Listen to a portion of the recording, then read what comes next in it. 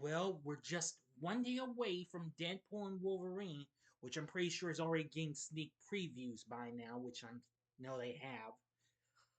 Well, since my redo reviews of the three Wolverine films have done way much better than my originals, let's hope for the best my redo reviews of these two films will do it.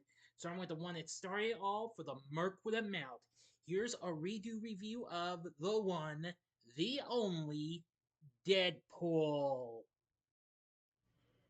This is Big D's entertainment rankings and reviews.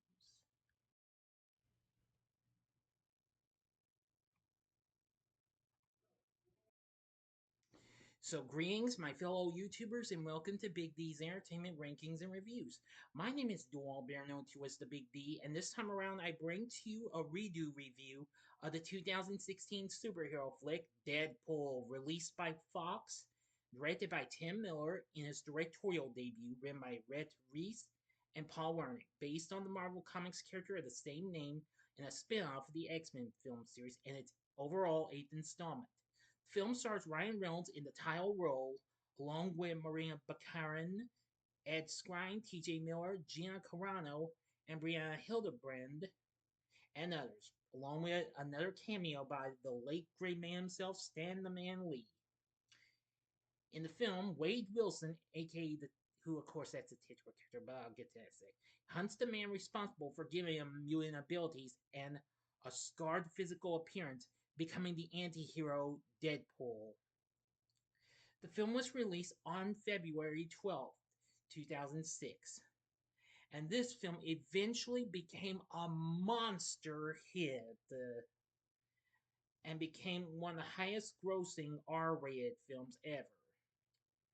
Now then, I did want to point out, as I did mention, Logan was actually one of the big films in the top five.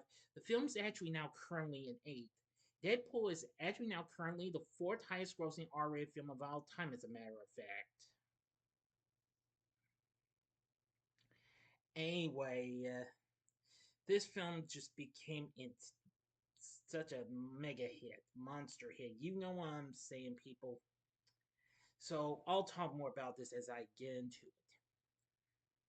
As the wisecracking, foul-mouthed, masked vigilante Deadpool, Wade Wilson ambushes Ajax and a convoy of his men on an expressway. Throughout the ambush, Wade shows the viewer the events leading to how he became Deadpool.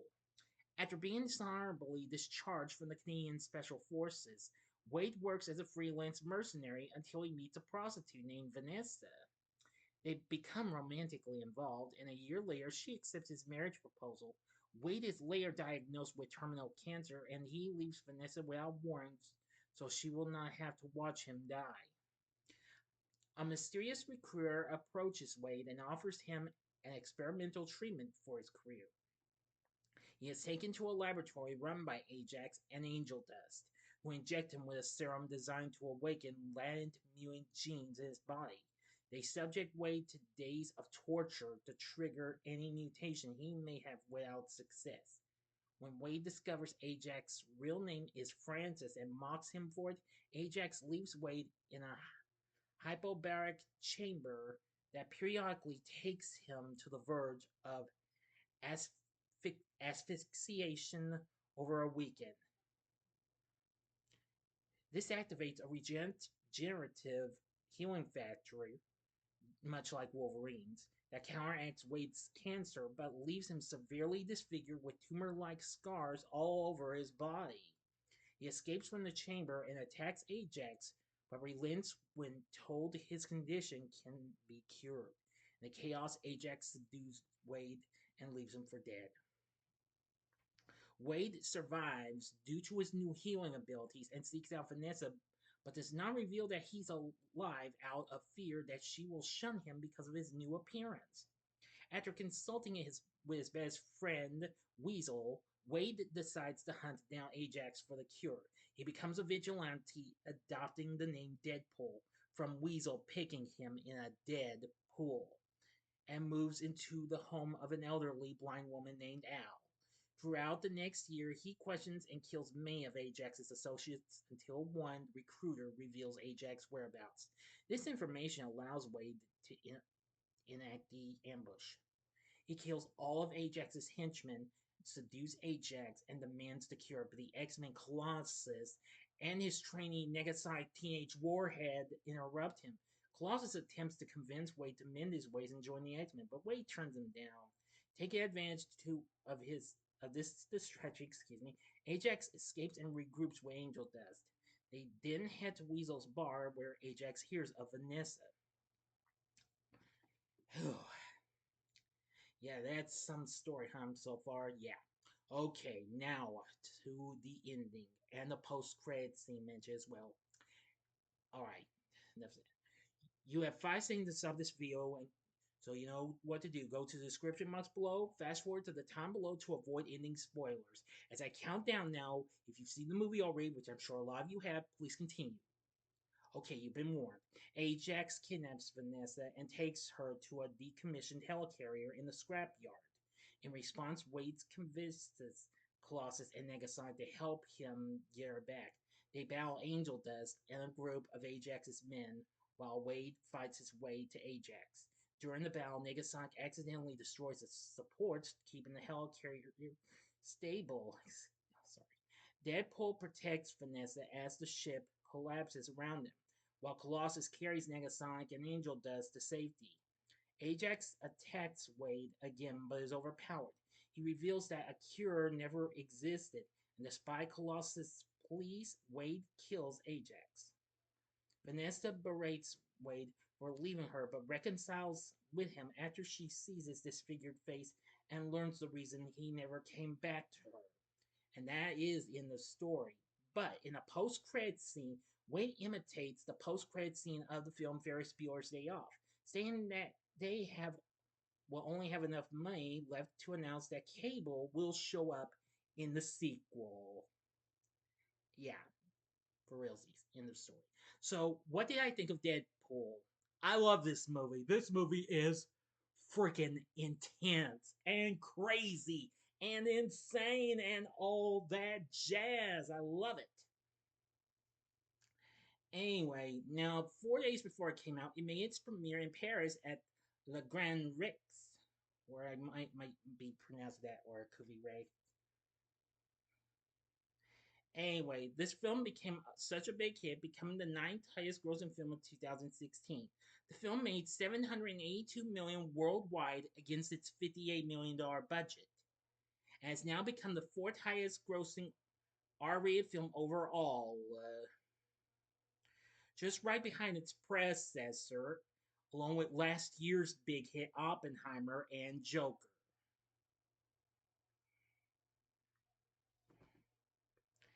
Anyway, and it broke numerous records, including the highest grossing film in the X-Men series as well. Critics praised Reynolds' performance, the film style, the faithfulness to the comics, and action sequences, though some criticized the plot's formulaic, formulaic, and were divided on the film's adult humor. But that's understandable. I didn't care. I still had a lot of fun with this film. It received many awards and nominations, including 2 Critics' Choice Awards and 2 Golden Globe nominations. It did so well that two years later, a sequel did come out in Deadpool 2. Yeah. And soon, ever since Disney acquired Marvel, and then later Fox, which of course their parent company, 21st Century Fox, was bought by Disney. Now their rights have gone to Marvel Studios, and now they're bringing him back in Deadpool and Wolverine, where Hugh Jackman will be returning as Wolverine to team up with him. Yes. And I will say, I've already checked that film's already been getting good reviews as this one and its predecessor has. So that's good. Definitely.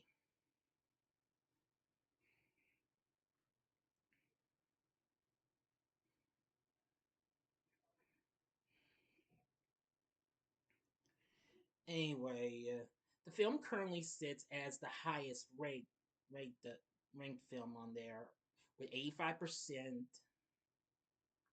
Thing with fast playing and gleefully profane, the fourth wall busting film subverts superhero film formula with wildly entertaining and decidedly non family friendly results. Metacritic has a 65 score, and Cinema Score's poll was an A grade. Post Track has a score of 97%. Anyway, there were tons of reviews and what have you. Now, some of the reviews I'll give to you. The Washington Post said it was a voraciously self aware comedy and the first R rated Marvel film with real teeth. Now, of course, this wasn't the first R rated Marvel movie, but you already know that because we got Blade, we got The Punisher. Yeah, you get the point. He praised the film. He, Michael O'Sullivan, gave this review, praised the film's attitude and tone. Ryan Reynolds for making Deadpool a likable character in the film's agencies, of course, unlike what he did in X Men Origins Wolverine 7 years prior.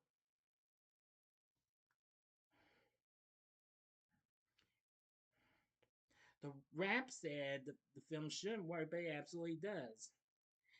And feeling that it successfully balanced comedy with superhero action, and that the chemistry between Reynolds and Baccarin gave enough weight to the plot to support the tone and violence. Yes. The Guardians said it was neurotic and needy, and very entertaining, comparing it both to Kick Ass and Kill Bill. Although he did, although the reviewer Pierre Bradshaw for the Guardian said did feel that the film's villains were underused. Well, factually and what have you. Uprocks called it the world's most violent and vulgar Bugs Bunny cartoon. What a laugh that was. Pierre Travers says in Rolling Stone, it goes on too long and repetition dulls its initial cleverness, but the junkie feel is part of its charm, and praised the cast, particularly Reynolds, as well as director Tim Miller's action sequences. Definitely. Yeah, I'm gonna say this was just so crazy. Anyway, it went on to win 2 awards at the Critics' Choice Movie Awards, 2 at the Golden Trailer Awards, 2 MTV Movie Awards, 2 Key Art Awards for marketing, 2 at the People's Choice Awards, 1 at the Santa Awards, and 2 at the Teen Choice Awards. Yes. Apparently, this film was just so wow. Just so incredible. This became just a surprise hit when it came out. Deadpool is just so crazy. And has become one of Fox's biggest films, of course, that is until they became 20th Century Studios. They have Tom Holkenborg doing the score for the film, which is fine and what have you. It's good and what have you. But however, it did have something else though. Lots of recognizable songs, popular songs as well.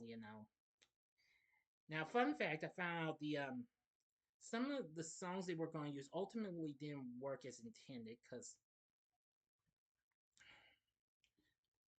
because Hulkenberg decided to use sounds from the 1980s in the movie's main themes, such as those of an Oberheim and Synclavier.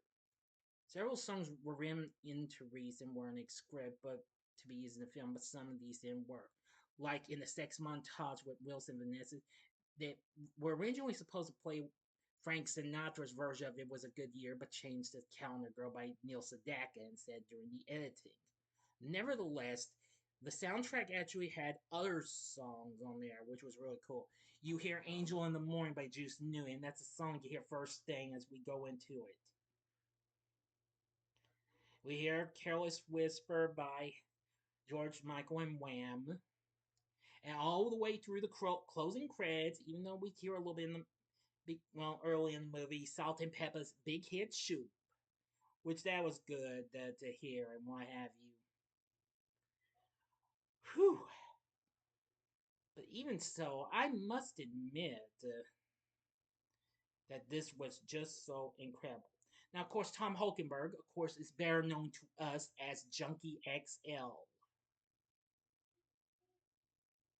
Yes, I almost forgot to point out.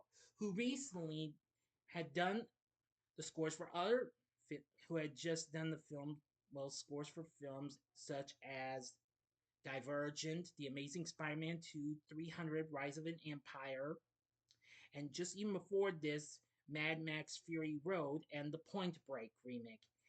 After this, he also did the score for Batman v Superman, Dawn of Justice, The Dark Tower, the Tomb Raider remake, Mortal Engines, Alita, Battle Angel, Terminator Dark Fate, Zack Snyder's Justice League, and Sonic the Hedgehog films, and more recently, the Rebel Moon films, and Godzilla Kong: The New Empire, and also more recently Furiosa. So that was pretty cool too. So I liked that. It was really cool. Now for our cast though, we have such an impressive cast. Ryan Reynolds gives one hell of a performance as Wade Wilson, aka Deadpool. He's just so wow. Anyway, he promised a more authentic and comic faithful version of the character than when he portrayed him in X-Men Origins Wolverine. The character becomes aware he is in a film after becoming Deadpool. Though before this, Wilson does make a joke about Reynolds' role in another superhero flick, which was Green Lantern, which he did 5 years prior. Morena Baccarin played Vanessa. I will say she was definitely really good. Ed Skrein played Francis Freeman, aka Ajax. Yeah, he was actually influenced by Rutger Hauer's character Roy Batty from Blade Runner. Really cool. TJ Miller plays Weasel, whose real name is Jack Hammer in the comics and what have you, because I actually had seen this character before in the video game Marvel Ultimate Alliance, which Deadpool actually does appear in. Gina Corano plays the character of Angel Dust. Really good. Brianna Hildebrand plays the character Negasonic Teenage Warhead.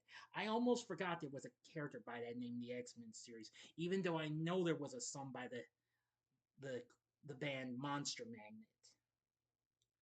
Stefan Capisi, I'm sorry if I mispronounced that last name, provides the voice of Colossus, who's completely in male and what have you. Miller changed the character drastically from his previous appearances where he was played by Daniel Cudmore. He felt the Cudmore version, which he described as that dude with the shiny skin, was not Colossus. Well, he was in a way. So, yes. So, this guy was cast to give the character an authentic Russian accent like he has in the comics. Because if you know, Colossus is from Russia. Of course, his name is Pyotr Nikolaevich Rasputin. Or Peter Rasputin, as his English-speaking friends call him. Of course, I learned that after playing X-Men Legends. Yes. So, enough said about that. But anyway, Deadpool is a good film. It's got great score. It's got great cast and great characters. The story's pretty good, and some great songs and good direction from Tim Miller. Action sequences, etc., etc., etc. With everything said, would I recommend Deadpool? I'd say hell yeah, go for it. You won't be disappointed by it. You can find this on physical media and on streaming services, including Disney Plus, which of course this along with its sequel and Logan were the first three R-rated films to be added to the service. Yeah, that's no lie. So anyway, what did you think of Deadpool? Let me know in the comments section below. If you like this video, click the like button, subscribe, and be a part of the Big D Nation. Continue to help support my channel, make it grow and make the views grow. Join me next time when I bring to you a redo review of the sequel, Deadpool 2. So if you like this, consider checking out, well, some of these other films and what have you, if you'd like. I'd say, what the hey, I'm going to give you films with the scores from the same guy who did the score for this film, Tom Hulkenberg. And I trust that's not going to bother you people much. So, here we go. In the upper left hand corner is my spoiler free review of 2021's Zack Snyder's Justice League, which I thought was incredible. Or if you'd like, go to the upper right hand corner and see my spoiler free review of Army of the Dead, which was a Netflix film. I almost forgot he participated on the soundtrack to that as well. Or if you'd like, check out my review of Mad Max Fury Road from 2015. In the bottom right hand corner is the button you can click to subscribe. If you like rankings and reviews on movies, TV, music, video games, etc., then I'm your guy. Thank you for watching. Until next time, I'm the Big D saying see ya, and in the words of the late great Stan the Man Lee, Excelsior! Bye now.